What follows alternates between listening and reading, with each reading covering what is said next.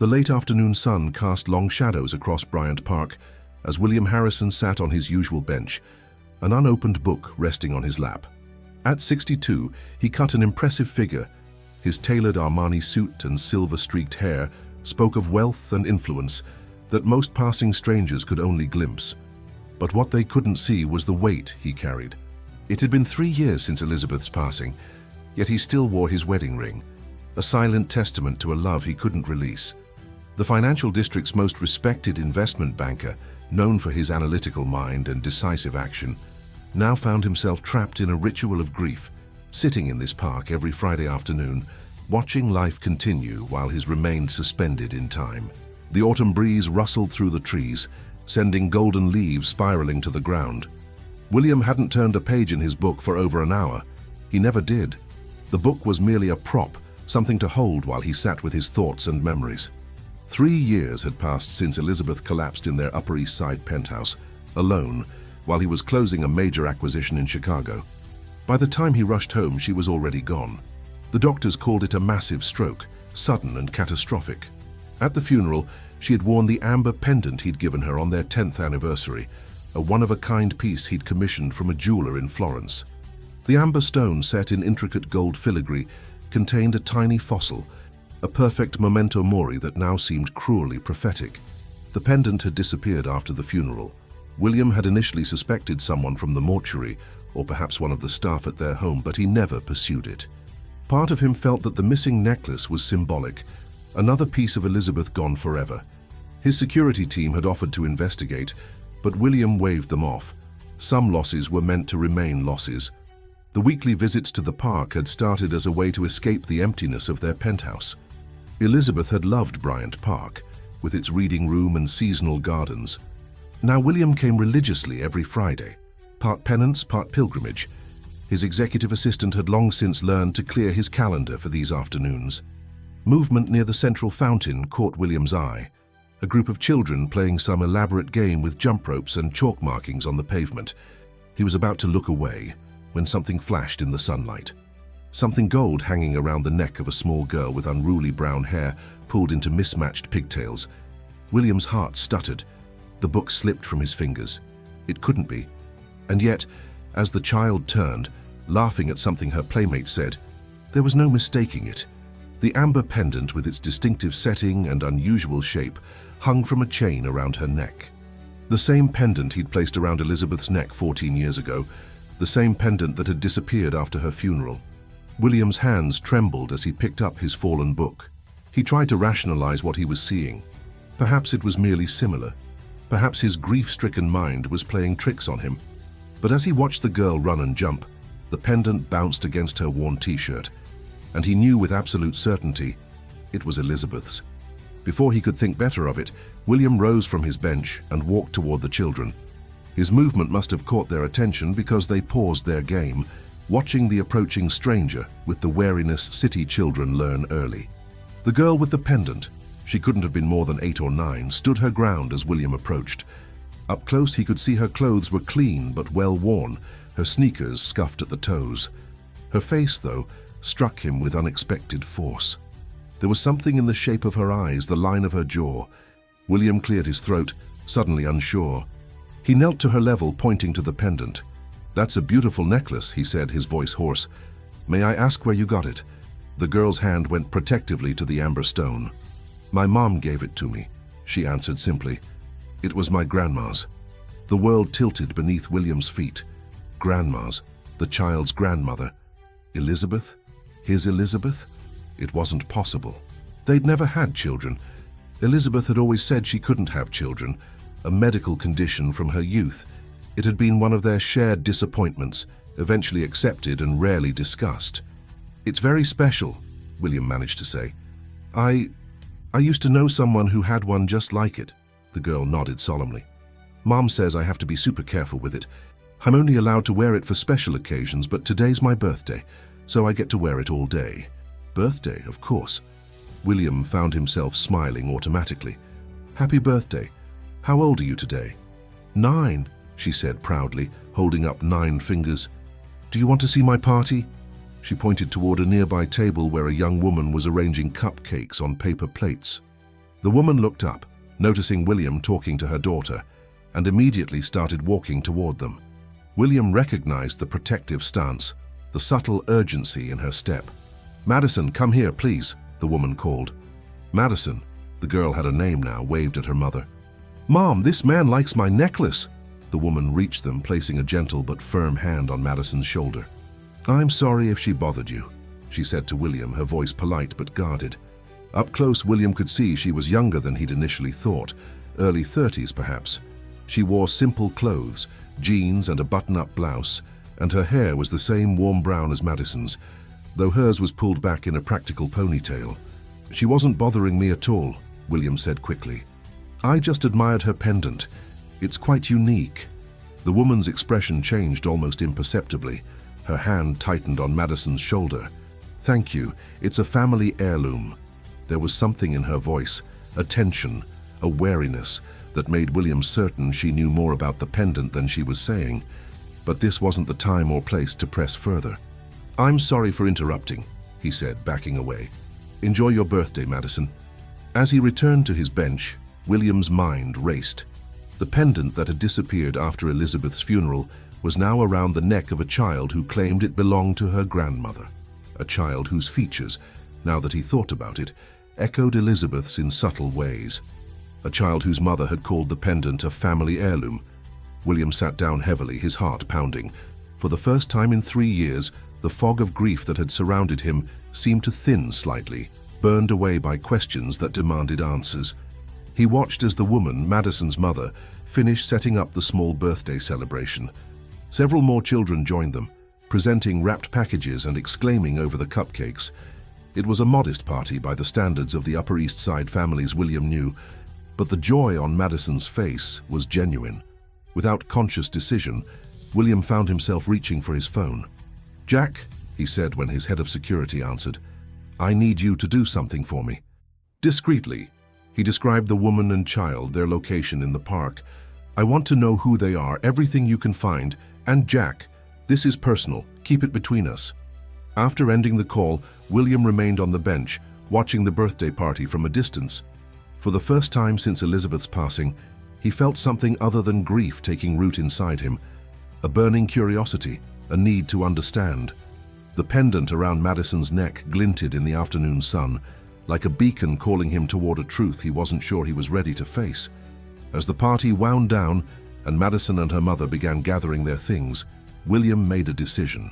Next Friday he would return, and somehow he would find a way to learn more about the woman, the child, and how they had come to possess the last piece of Elizabeth he had left in this world. William didn't wait until Friday. By Monday morning, Jack Donovan had compiled a preliminary report on Madison and her mother. "Her name is Rachel Mitchell," Jack said, placing a thin folder on William's desk. "Single mother, 34 years old. Works as an administrative assistant at Bellevue Hospital. The daughter, Madison, is in 3rd grade at PS 41 in Greenwich Village.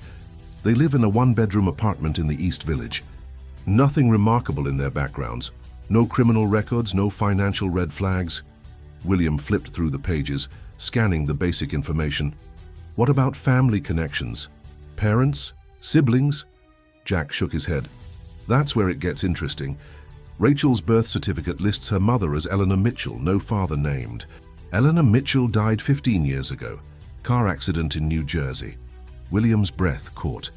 Eleanor, Elizabeth's middle name. "I need more, Jack. Everything about this Eleanor Mitchell. And I want to know if there's any connection to Elizabeth." Jack nodded, understanding the urgency behind William's calm exterior. "I'll dig deeper. But sir, may I ask what this is about?" William closed the folder. "It's about the past, Jack, a past I didn't know existed." Over the next 3 days, William found himself unable to focus on work. The quarterly board meeting passed in a blur, his mind continuously circling back to the amber pendant and the child who wore it. His executive assistant, Ms. Patel, noticed his distraction, but knew better than to comment. On Thursday afternoon, Jack returned with a thicker folder. "I found something, sir. Something you should see."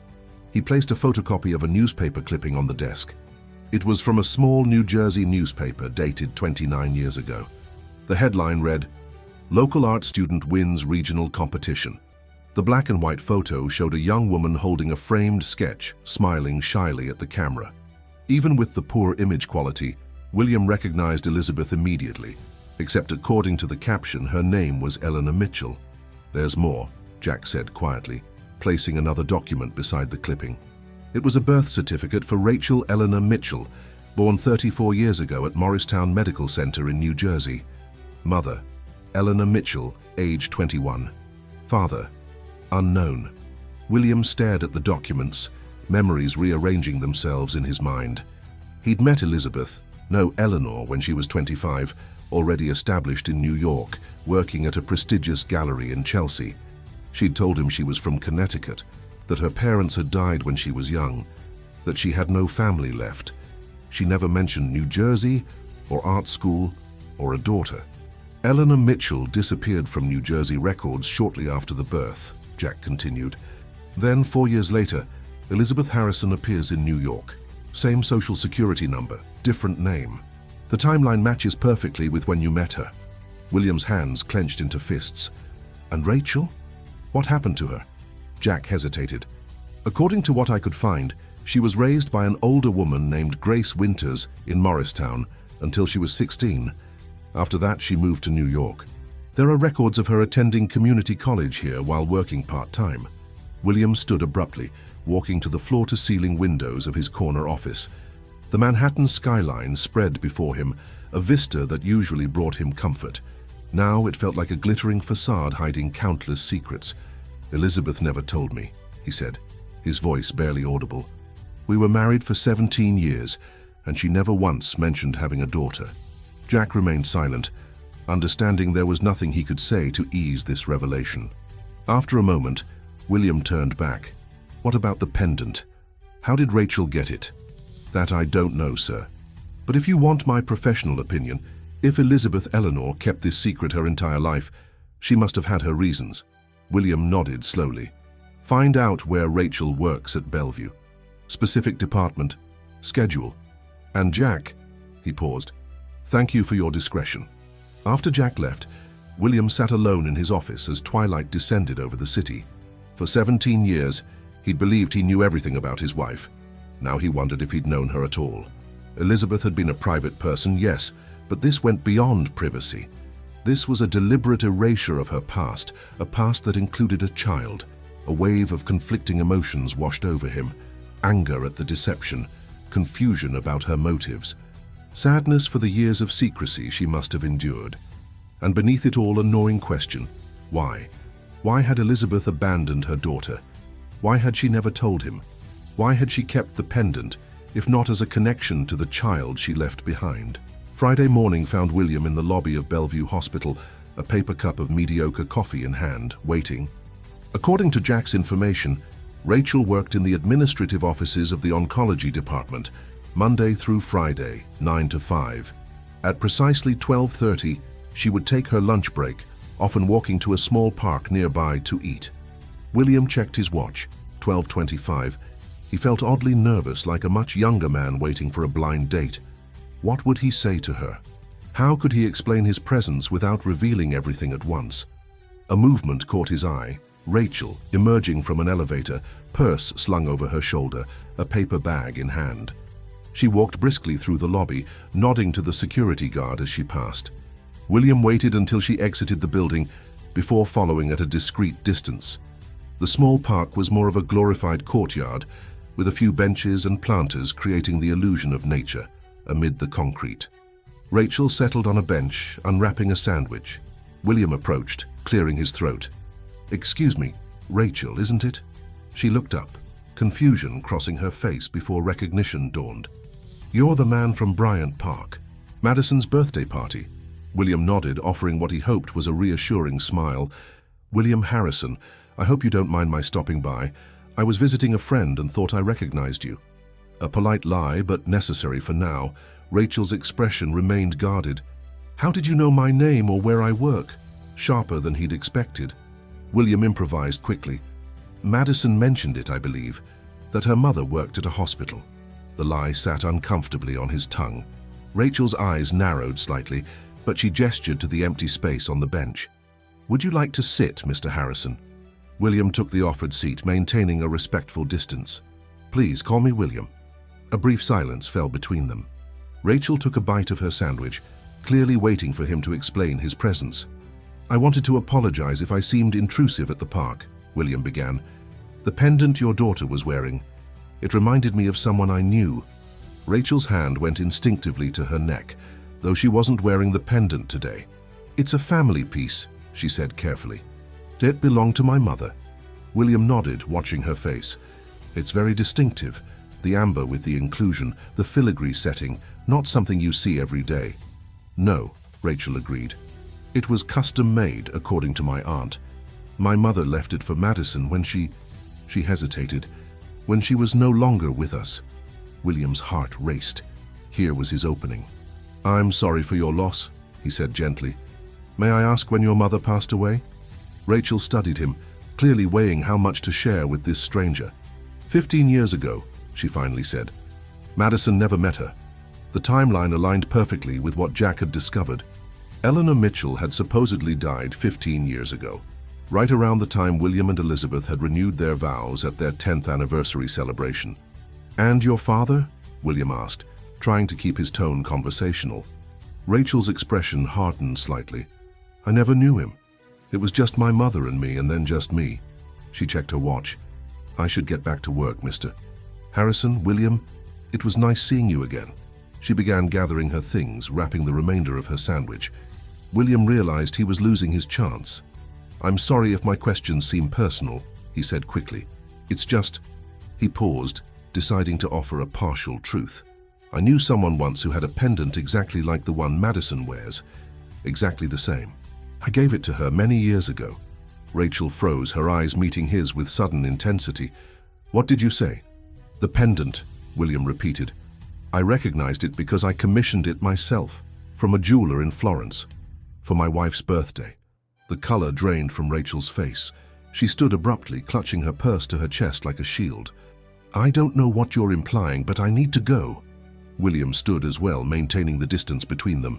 "Rachel, please, I'm not implying anything. I'm trying to understand." She shook her head, already backing away. "My mother left that pendant for Madison. That's all I know. Please don't contact us again." Before William could respond, she turned and hurried back toward the hospital, leaving him standing alone in the small park. He hadn't handled that well. Too direct, too soon. But her reaction told him everything he needed to know. Rachel was hiding something about the pendant's origins, about her mother, about Elizabeth. William walked slowly back to where his driver waited with the car. "Back to the office, sir?" the driver asked as William slid into the back seat. "No," William said after a moment's consideration. "Take me to the East Village. There's somewhere I need to see." As the car merged into traffic, William stared out the window, mind racing. Rachel's reaction had been revealing, not just surprise, but fear. What was she afraid of? What had Elizabeth told her about the pendant, about him? The car slowed as they entered the more congested streets of the East Village. William instructed the driver to stop at the corner of the block where Rachel and Madison lived. He wouldn't intrude on their home. That would be a step too far. But he needed to see it, to understand the life his wife's daughter had built for herself. The building was older but well maintained, a 5-story walk-up with fire escapes zigzagging down the facade. Nothing like the luxury Elizabeth had known as his wife. Nothing like the childhood he would have provided for a daughter had he known she existed. As William sat in his car watching people come and go from the building, a new determination settled over him. He would find a way to connect with Rachel and Madison, not to disrupt their lives, but to understand the secret Elizabeth had kept. And perhaps in that understanding, to find a way forward for all of them. William spent a restless weekend pacing his penthouse, Elizabeth's presence somehow more palpable than it had been in years. He found himself standing in front of her portrait in the living room, searching her painted smile for clues. Had there been sadness behind those eyes all along? Had she looked at this painting, commissioned for their 5th anniversary, and thought of the daughter she'd left behind? By Monday morning, William had made a decision. His approach with Rachel had been too direct, too confrontational. He needed to earn her trust before broaching the subject of Elizabeth again. With that in mind, he instructed his driver to take him to Bellevue Hospital shortly before 5 o'clock, He waited in the car, watching the main entrance until he spotted Rachel exiting the building. She walked briskly to the nearby subway station, and William directed his driver to follow the route above ground. They arrived at Madison's school just as children began streaming out of the building. William watched as Rachel greeted her daughter with a hug, taking her backpack and listening attentively as Madison chatted animatedly about her day. The sight stirred something unexpected in William, a sense of loss for the family moments he and Elizabeth might have shared had circumstances been different. He observed as Rachel and Madison began walking, presumably toward home. Making a split-second decision, William stepped out of the car. "Driver, wait here," he instructed, then walked purposefully to intercept Rachel and Madison before they turned the corner. "Rachel," he called, keeping his voice friendly but not overly familiar. She turned, her expression immediately guarded when she recognized him. Madison, however, waved enthusiastically. "It's the man from my birthday, hi." William smiled at the child. "Hello, Madison. I hope you had a good day at school." Rachel pulled Madison slightly closer to her side. "Mr. Harrison," she said coolly, "this is unexpected." William nodded, acknowledging the understatement. "I apologize for approaching you this way. I realize our last conversation ended awkwardly. I was hoping we might start over." He gestured to a nearby cafe. "Perhaps I could buy you both a hot chocolate. I promise to keep the conversation light." Rachel hesitated, clearly torn between suspicion and curiosity. Madison tugged at her mother's sleeve. "Can we, Mom? Please? I love hot chocolate." After a moment's consideration, Rachel nodded. "All right, one hot chocolate."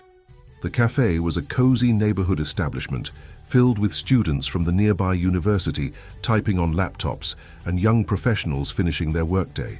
William found them a table near the window, while Rachel and Madison ordered at the counter. Hot chocolate for Madison, coffee for Rachel, and an espresso for William, which he insisted on paying for despite Rachel's initial objection. As they settled at the table, William deliberately kept the conversation casual. He asked Madison about school, listening with genuine interest as she described her art class project and the book they were reading in English. Rachel remained silent, watching the interaction with cautious eyes. "What about you, Mr. Harrison?"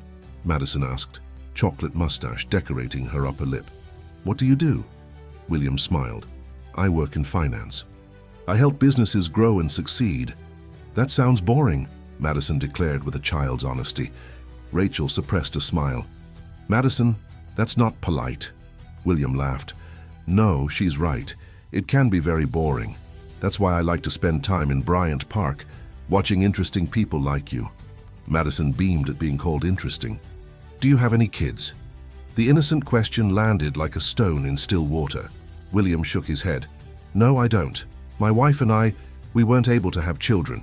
Rachel's eyes flickered with something, recognition, sympathy. It was gone too quickly to interpret. "I'm sorry," Madison said with surprising empathy for a 9-year-old. "That's sad." William nodded. "It is. But meeting people like you and your mom brightens my day considerably." As Madison finished her hot chocolate, Rachel checked her watch. "We should get going.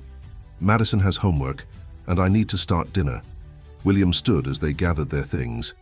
"Thank you for humoring me," he said quietly to Rachel as Madison collected her backpack. "I'd like to talk more when you're comfortable. There are things I think we both might want to understand." Rachel studied him for a long moment. "I work late on Thursdays," she finally said. "Madison stays with my neighbor until 8. If you want to talk, really talk, you can meet me here at 6. William nodded, recognizing the olive branch for what it was. "Thursday at 6. I'll be here." The next 3 days crawled by with excruciating slowness. William found himself unable to concentrate on work, delegating more than usual to his capable executive team. Ms. Patel raised an eyebrow, but made no comment as she rescheduled his Thursday evening commitments.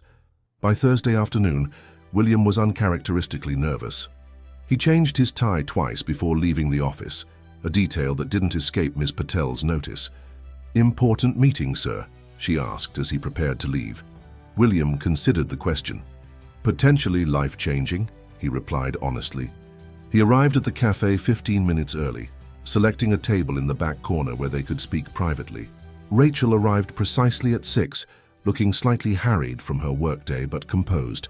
She ordered a coffee before joining William at the table.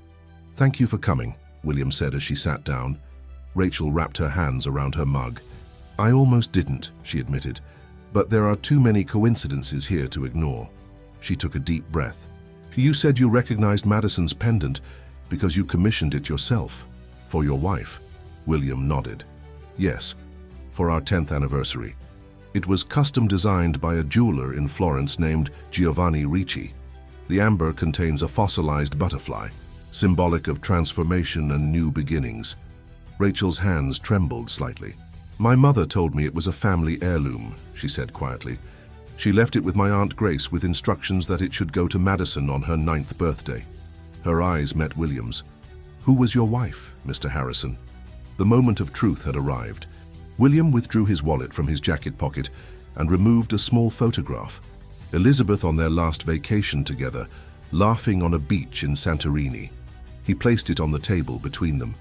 Rachel stared at the photo, all color draining from her face. Her hand went to her mouth, stifling a small sound. "That's her," she whispered. "That's my mother." William nodded, his own emotions threatening to overwhelm him. "Her name was Elizabeth Harrison. Before that, she was Eleanor Mitchell." Rachel's eyes filled with tears. "She told me she couldn't keep me because she was too young, too poor to provide a good life. She said she had to give me up to give me my best chance."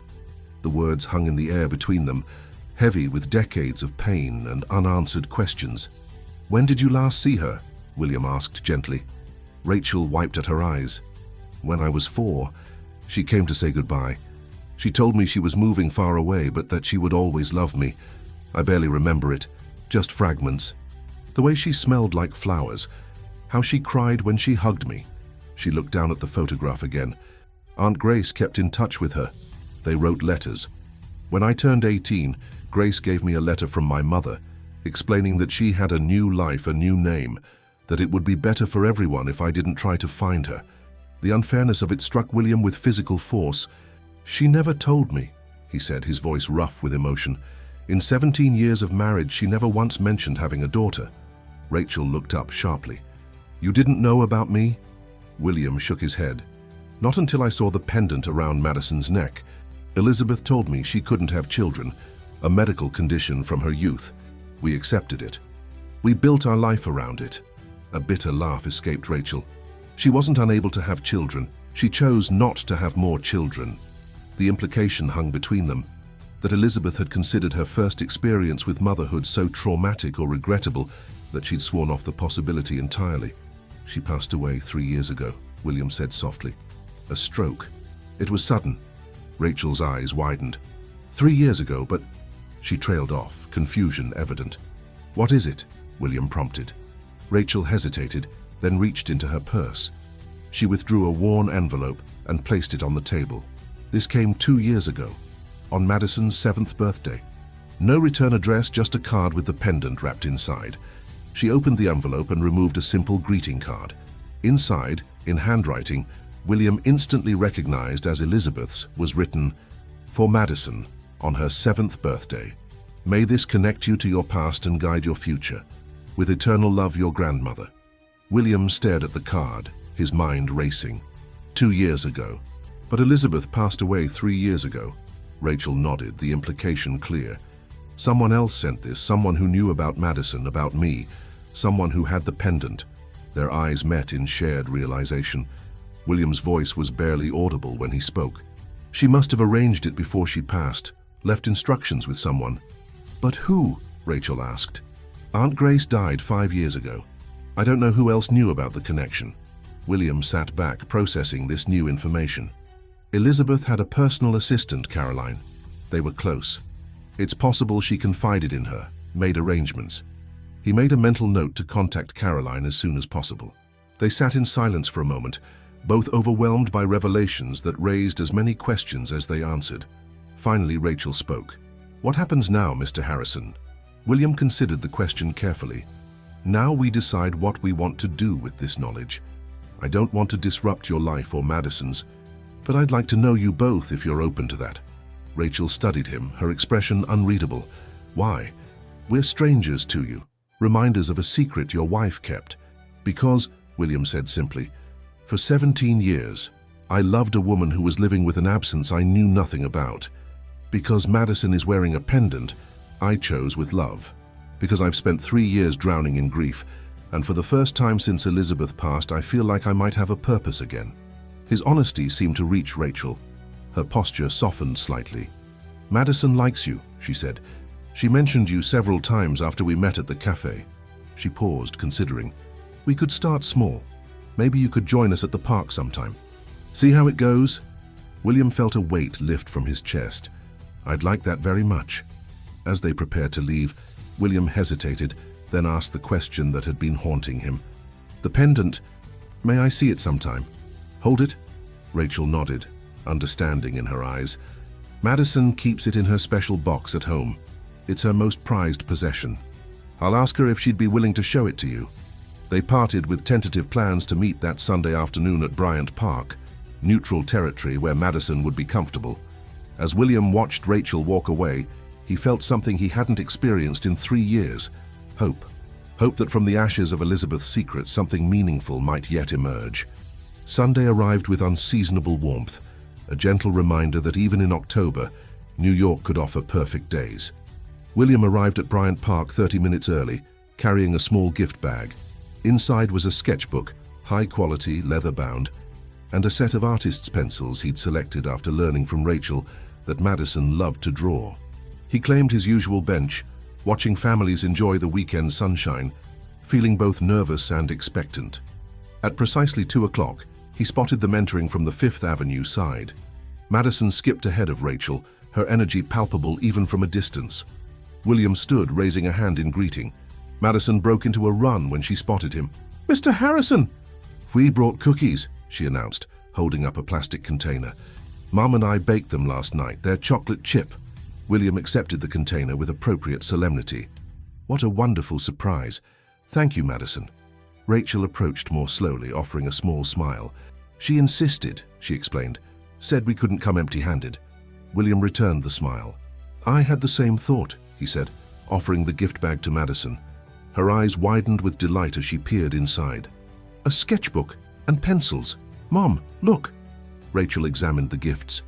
"These are very nice, Mr. Harrison. Too nice, really." William shook his head. "Please, it's just a small thing." Madison was already settling on the bench, opening the sketchbook to its first blank page. "I'm going to draw the park," she declared, "and all of us in it." As Madison became absorbed in her drawing, William and Rachel sat on either side of her, maintaining a comfortable buffer of child between them. The awkwardness of their previous meeting had dissipated somewhat, replaced by a cautious civility. "Have you told her anything?" William asked quietly, nodding toward Madison. Rachel shook her head. "Not yet. I'm not sure how to explain it all. She knows her grandmother passed before she was born, but the rest—" She trailed off, leaving the complexity unspoken. William nodded, understanding. "There's no rush. We're all still processing this." They watched in companionable silence as Madison's pencil moved across the page, capturing the fountain, the trees, the people lounging on the great lawn. Her skill was impressive for a 9-year-old, another echo of Elizabeth, who had been an accomplished artist before abandoning that life. "She reminds me of Elizabeth sometimes," William said softly. "Little gestures, expressions." Rachel studied her daughter with new eyes. "I never knew her well enough to see those connections. I only have fragments of memories." There was no bitterness in her voice now, just a quiet acknowledgement of loss. The afternoon passed pleasantly, with Madison acting as an effective buffer between the adults. She showed William her completed drawing, proudly pointing out the details she'd captured. When she announced she wanted to watch the chess players at the southwest corner of the park, Rachel nodded permission, as long as she stayed within sight. With Madison occupied but still visible, Rachel turned to William. "I contacted Caroline," she said, "Elizabeth's assistant. You were right. She was the one who sent the pendant. Elizabeth left it with her before she—" Rachel paused, searching for the right words. "Before she passed," William supplied gently. Rachel nodded. Caroline said Elizabeth gave her a series of packages with specific instructions for when to send them. Madison's pendant was one of them. William absorbed this information. It was so like Elizabeth to plan meticulously, to try to manage even her absence. "Did Caroline know about you, about your relationship to Elizabeth?" Rachel shook her head. No. Elizabeth told her I was the daughter of a dear friend who had passed away. She never revealed the truth, even to someone that close to her. The revelation struck William anew, how completely Elizabeth had compartmentalized her life, how thoroughly she had buried her past. I wonder if anyone knew the whole truth, he mused. I don't think so, Rachel said. I think she decided that her past and her present could never meet. That keeping them separate was the only way she could live with her choices. They watched as Madison charmed an elderly chess player into showing her a particular move. Her laughter carried across the park, bright and uncomplicated. Madison wants to wear the pendant today, Rachel said after a moment. She knows it's important to you, though she doesn't understand why yet. She wanted to bring it. William's heart quickened. May I see it? Rachel nodded, calling Madison back to them. The girl bounded over, already reaching beneath her shirt collar to pull out the necklace. Mom said you gave this to my grandma, she said, matter-of-factly. That's why you recognized it at my birthday. William nodded, unable to speak as Madison lifted the chain over her head and placed the pendant in his open palm. The amber caught the sunlight, glowing with inner warmth. The fossilized butterfly within seemed to flutter with remembered life. The weight of it in his hand, familiar yet different now, charged with new meaning, brought unexpected tears to his eyes. It's beautiful, he managed to say. I remember when I first saw it in the jeweler's shop in Florence. I knew immediately it was perfect for Elise, for your grandmother. Madison watched him curiously. Why are you crying? Are you sad? William smiled through his tears. Sometimes people cry when they feel too many emotions at once, Madison. Happy, sad, grateful, all mixed together. She considered this solemnly. Like when Mom cried at my school play, even though it wasn't sad. Rachel laughed softly. Exactly like that. Madison nodded, satisfied with the explanation. You can hold it a little longer if you want, she offered generously. William closed his fingers gently around the pendant. Thank you. As the afternoon waned, William found himself reluctant for it to end. These few hours in the park had been the most alive he'd felt since Elizabeth's passing. When Rachel mentioned they should head home for dinner, William heard himself saying, I could take you both to dinner if you'd like. There's a nice Italian place nearby that's very child-friendly. Rachel hesitated, but Madison immediately brightened. Can we, Mum? Please? After a moment's consideration, Rachel nodded. That would be nice. Thank you.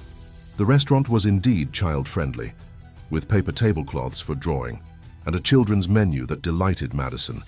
As they settled into their booth, William felt an unfamiliar contentment.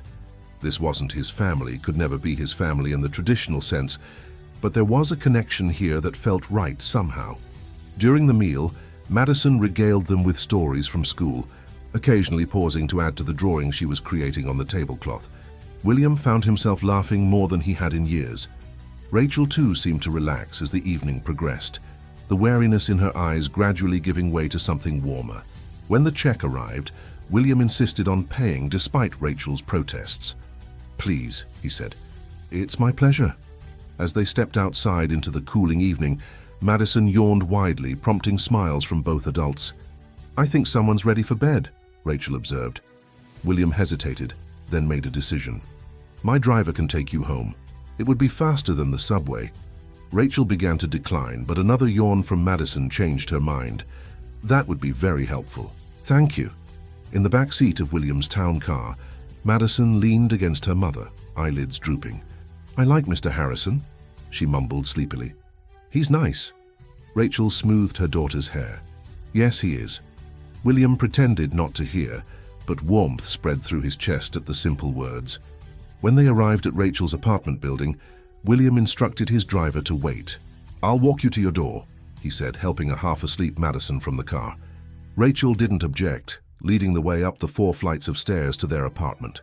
At the door, Madison roused herself enough to give William an unexpected hug. Thank you for my sketchbook, and for the spaghetti. William returned the hug gently. You're very welcome, Madison. As Rachel unlocked the door, William spoke quietly. I'd like to help if you'll let me, not just with dinners or rides home, with bigger things. Rachel turned to face him, her expression unreadable in the dim hallway light. William, you don't owe us anything. Elizabeth's choices weren't your responsibility. William shook his head. This isn't about obligation. It's about connection. Elizabeth connected us whether she intended to or not. He paused, choosing his words carefully. Madison deserves every opportunity, a good education, a secure future, things I can easily provide. Rachel's posture stiffened slightly. We've managed fine on our own. I know you have, William said quickly, and I admire that tremendously. But accepting help doesn't diminish what you've accomplished, Rachel. It just gives Madison more options. Madison had wandered inside the apartment, leaving them alone in the hallway. Rachel's voice was low when she responded. I need to think about it. This is all happening very quickly. William nodded. Of course. Take all the time you need. He reached into his pocket and withdrew a business card. My private number is on the back. Call me anytime, for anything. Rachel accepted the card, her fingers brushing his momentarily. Thank you for today. It meant a lot to Madison. William smiled. It meant a lot to me too. As he descended the stairs and returned to his waiting car, William felt a curious lightness. For 3 years, he'd been frozen in grief, unable to move forward. Now, unexpectedly, he found himself planning for a future that somehow included Rachel and Madison. Over the next few weeks, a careful routine developed. Sunday afternoons in the park became a standing engagement. William joined Rachel and Madison for dinner afterward, sometimes at restaurants, occasionally at their apartment, where Rachel proved to be an excellent cook. He learned that Madison excelled at math as well as art, that she wanted to be a veterinarian when she grew up, that she had inherited her mother's stubborn determination. He learned that Rachel had put herself through community college working 2 jobs, that she had a dry sense of humor that emerged when she was comfortable, that she was fiercely protective of Madison's happiness. And somewhere along the way, William realized that these 2 people, strangers connected to him through Elizabeth's secrets, had become important to him in ways he'd never anticipated. One rainy Sunday, as they huddled in a cafe watching the downpour that had interrupted their park outing, Madison looked up from her sketchbook with sudden seriousness.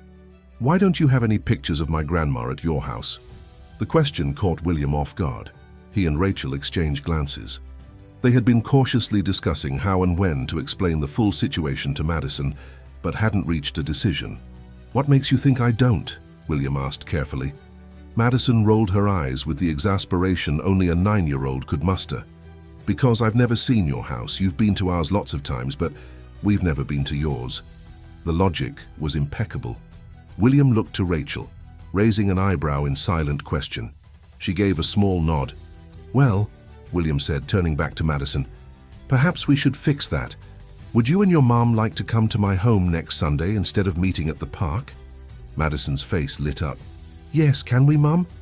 Rachel smiled at her daughter's enthusiasm. If William is sure he wants 2 guests invading his space, then yes. It's settled then, William said, feeling oddly nervous about the prospect. His penthouse had been his sanctuary, his and Elizabeth's private domain. Opening it to Rachel and Madison felt significant. A crossing of boundaries, a merging of worlds that Elizabeth had kept rigorously separate. But as he watched Madison return to her drawing, happily planning what she would wear for the visit, William knew it was the right next step. Elizabeth had chosen separation, division, secrecy. He was choosing connection, integration, truth. And somehow, he thought Elizabeth might approve if she could see them now. The 3 people who had loved her in different ways, finding their way towards something new, something healing, together. The following Sunday dawned bright and clear, a perfect late October day. William spent the morning in an uncharacteristic flurry of preparation, instructing his housekeeper to prepare refreshments, rearranging photos, even placing fresh flowers in the guest bathroom. He wanted everything to be perfect for Madison and Rachel's first visit to his home. At precisely noon, the doorman called to announce their arrival. William took a deep breath before opening the door. Madison burst in first, her energy filling the quiet space immediately. "Wow, your apartment is huge," she exclaimed, spinning around to take in the expansive living room with its floor-to-ceiling windows overlooking Central Park. Rachel followed more sedately, her expression a mixture of curiosity and hesitation. "This is quite a place," she said, clearly trying to find appropriate words for the luxury surrounding them. William smiled, suddenly seeing his home through their eyes. The carefully curated art collection, the designer furniture, the subtle displays of wealth. that he and Elizabeth had taken for granted.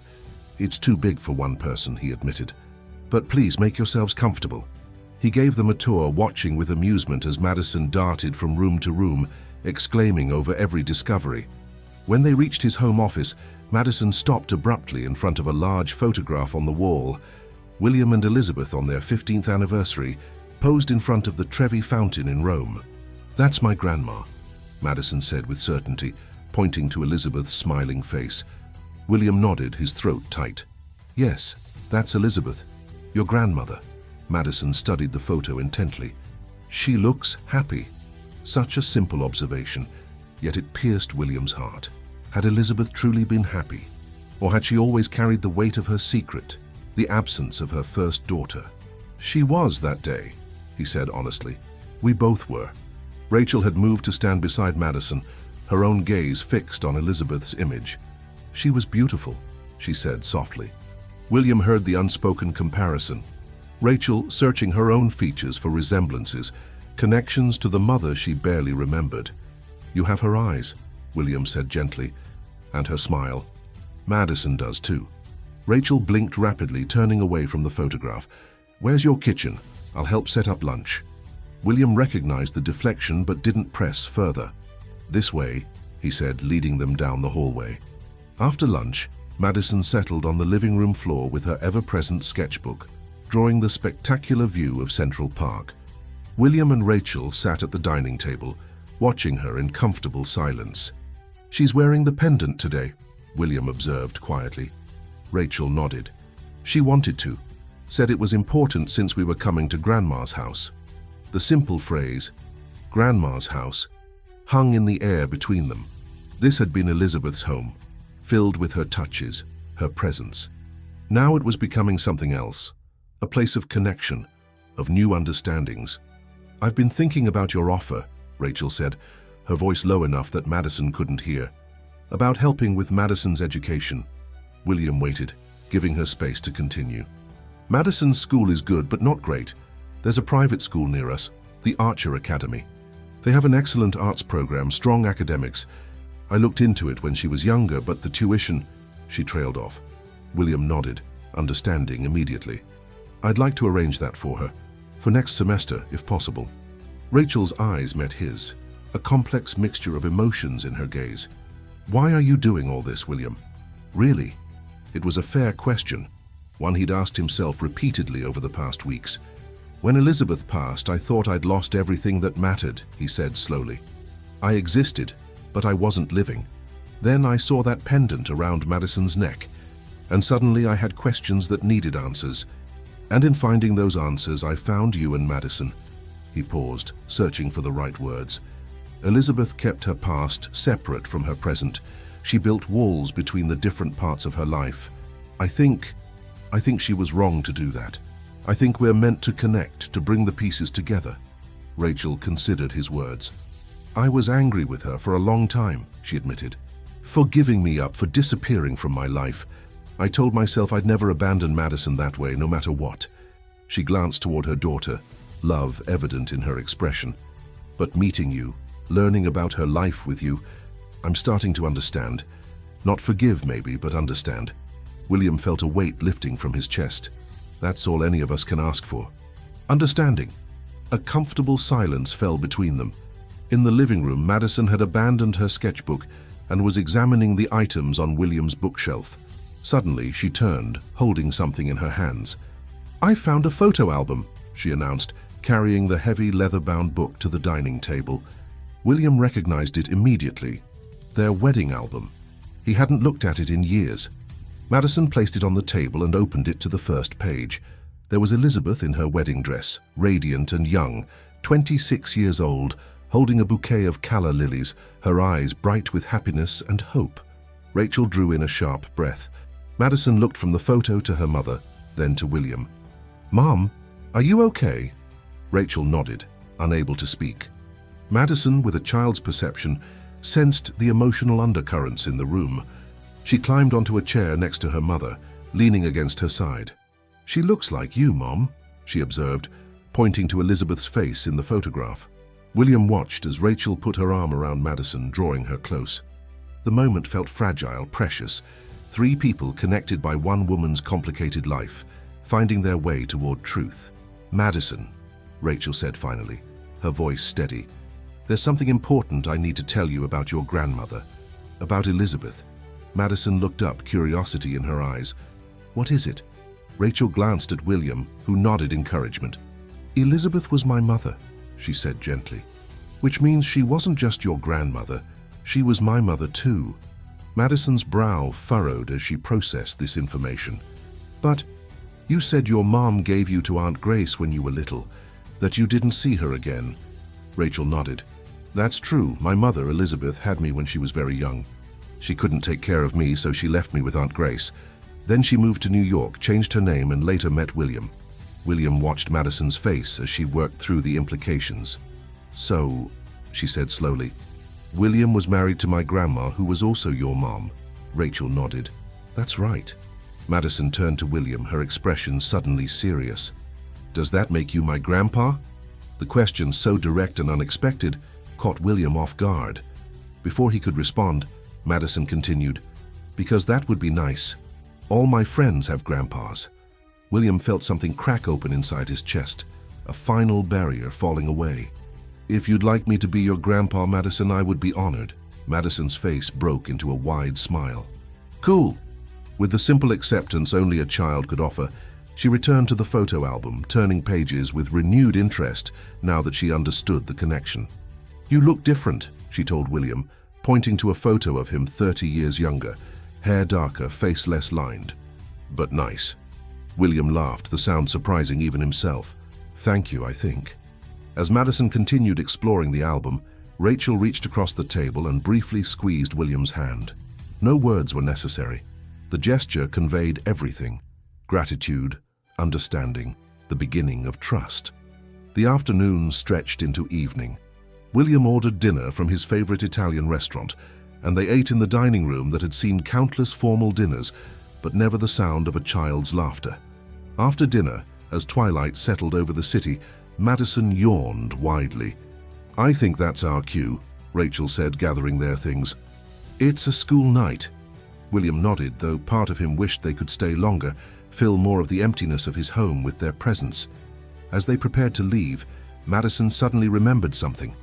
"Oh, I made this for you," she said, tearing a page from her sketchbook and handing it to William.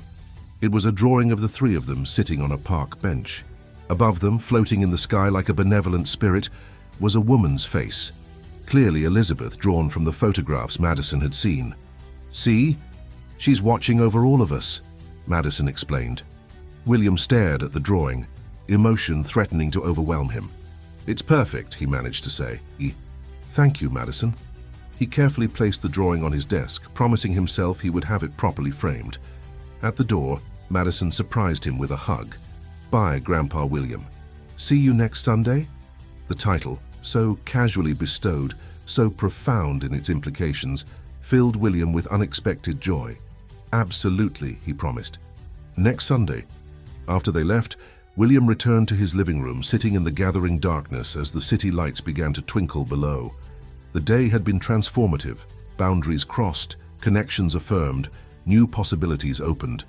He thought about the drawing Madison had given him, with Elizabeth watching over them all. Perhaps she was in her way.